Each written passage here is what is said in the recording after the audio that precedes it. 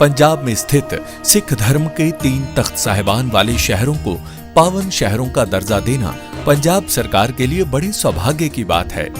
ये शहर है श्री अमृतसर साहिब, श्री आनंदपुर साहिब और तलवंडी साबो। ਇਹ ਤਿੰਨੋਂ ਤਖਤਾਂ ਦੇ ਸ਼ਹਿਰਾਂ ਨੂੰ ਪੰਜਾਬ ਦੇ ਅਧਿਕਾਰਤ ਪਵਿੱਤਰ ਸ਼ਹਿਰ ਵਜੋਂ ਐਲਾਨ ਕਰਨ ਦਾ ਫੈਸਲਾ ਕੀਤਾ। दोस्तों, एक सीधा सवाल है और मैं चाहता हूं कि आप लोग इसका जवाब कमेंट में आकर के दें।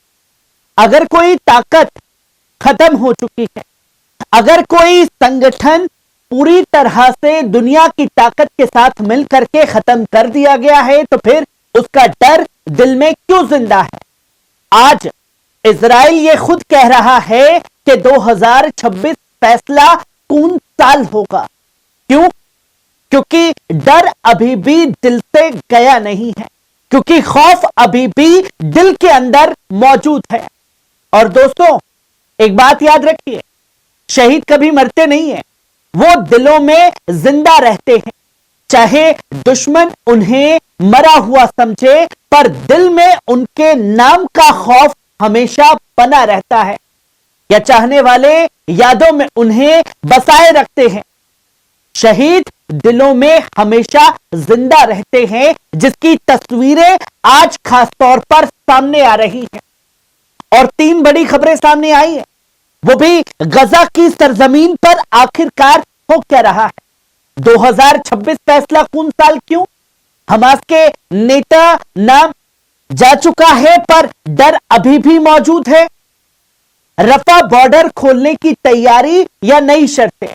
गजा पर दबाव, अमन पर सवाल क्यों है? 37 राहत संगठनों पर आखिरकार बैन क्यों? गजा में इंसानियत की सांसें रोकी जा रही हैं और यूएन यूरोप इजराइल पर बुरी तरीके से भड़क चुके हैं। हालांकि इनका भड़कना सिर्फ कैमरे के आगे होता है, कोई खड़ा एक्शन नहीं होता है। और इसी बीच आप नजर डालिए, इजरायली फौज का चीफ एयाल जमीर आखिरकार कह क्या रहा है।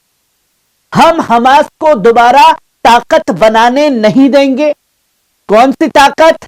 जिसका दावा डंके की चोट पर किया जा रहा है कि हमने खत्म कर दिया है। तो यह बयान देने की आखिरकार जरूरत क्यों पड़ी है? सच यह है कि इजराइल की पूरी सियासत आज भी डर पर टिकी हुई है, और इस डर को जिंदा रखे हुए है नेतन्याहू। नेतन्याहू जो कैमरे पर आता है, कहता है कि हमने उन्हें शहीद कर दिया, हमने उन्हें खत्म कर दिया। उनके हथियार तो फुसती हैं, क्योंकि वो जो भी छोड़ते हैं यहां तो कुछ होता ही नहीं है। पर बेंजामिन नेतन्याहू आज भी जंग को बेच रहा है। दोस्तों, कभी रफा बॉर्डर का कार्ड खेलता है, कभी हमास को हथियार लेस करने का वादा करता है। क्यों हथियार लेस करना चाहता है हमास, जब उसके हथियार से कुछ होता ही नहीं है? एक आधा सैनिक भी शायद मरा नहीं है उनके हथियारों से। ये दावे बरगलाने के लिए अच्छे हैं, पर दिल का डर, दिल का खौफ ये बताता है कि किस कदर खौफजदा है बेंजामिन नेतन्याहू और उसकी सरकार। रफा बॉर्डर इंसानियत का इम्तिहान बनता जा रहा है। दोस्तों, मई 2024 से इजराइल ने रफा के फलस्तीनी हिस्से पर पूरी तरीके से कब्जा कर रखा है, जिसमें उसने रफा की सारी इमारतें तबाह कर दी हैं, सफर बंद कर दिया गया है। मरीज आज भी फंसे हुए हैं रफा के अंदर। बच्चे बिना दवा के आखिरी सांस लेने के लिए मौजूद हैं।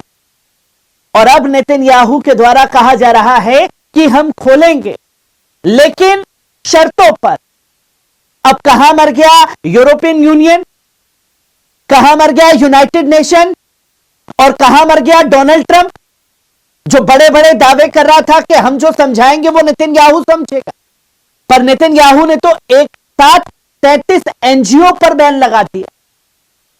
इजराइल ने कहा कि 37 राहत संगठन गजा में काम नहीं कर पाएंगे। इनके आखिरकार नाम क्या है?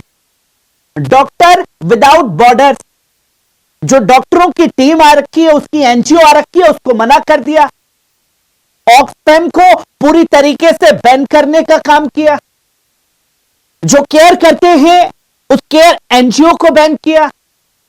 नॉर्वेजियन रिफ्यूजी काउंसिल को बैन कर दिया। क्यों? क्योंकि ये लोग इंसानियत का काम करना चाहते थे, और इंसानियत का सबसे बड़ा दुश्मन अगर आज के इतिहास में कोई है तो वो डोनाल्ड ट्रंप और बेंजामिन नेतन्याहू बने हुए हैं, जिसकी तस्वीरें किसी से छुपी हुई नहीं है दोस्तों। इस पर दुनिया का रिएक्शन है। इजराइल अकेला पड़ा हुआ दिखाई दे रहा है, और जब जब इजराइल अकेला होता है तो पापा के पास पहुंच जाता है, और यही हुआ है इस बार भी। वोल्कर तुर्क ने साफ तौर पर कहा कि नेतन्याहू का बैन करने का फैसला शर्मनाक है। यूरोपियन यूनियन बोला है पर कुछ किया नहीं है। लाइफ सेविंग मदद रोकी जा रही है। 10 देशों ने मिलकर एक साथ कहा कि गजा की हालत तबाही जैसी है। जो 10 देश सिर्फ बयानबाजी, निंदा कदम उठाते हुए दिखाई दे रहे हैं, वो 10 देश अगर इजराइल पर मिसाइल ही दाग दे तो इजराइल को मजबूर होना पड़ेगा जिस तरीके से इंसानियत की मदद पहुंचनी चाहिए गजा के अंदर। आखिरकार डर किससे? अब यह सबसे बड़ा असली सवाल है। अगर नेतृत्व को खत्म कर दिया गया है, अगर ढांचे तबाह कर दिए गए हैं, तो फिर ये नेतन्याहू के अंदर घबराहट क्यों है? क्यों हर बयान में हमास का नाम, हमास ने ये, हमास ने वो किया? एक डर की भाषा बोलता हुआ खास तौर पर दिखाई दे रहा है। हकीकत क्या कहती है दोस्तों गजा की?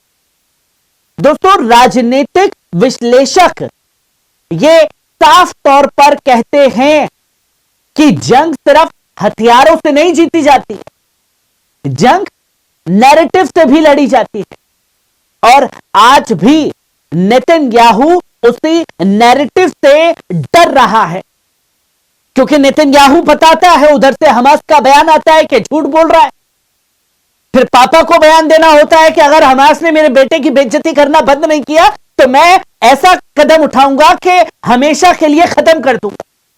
क्या यह सब कदम अमन के लिए है, या फिर सियासी कुर्सी बचाने के लिए बाप बेटे दोनों लगे हुए हैं? ये कमेंट में बताइए आप लोग। क्या रफा खुलना चाहिए बिना शर्तों के? क्या राहत संगठनों पर यह बैन सही है नेतन्याहू का, वो भी जब इंसानियत के लिए कदम उठाए जा रहे हैं? क्या नेतन्याहू गजा को इंसान नहीं फाइल समझता है, जो अपने हिसाब से दिखाना चाहता है?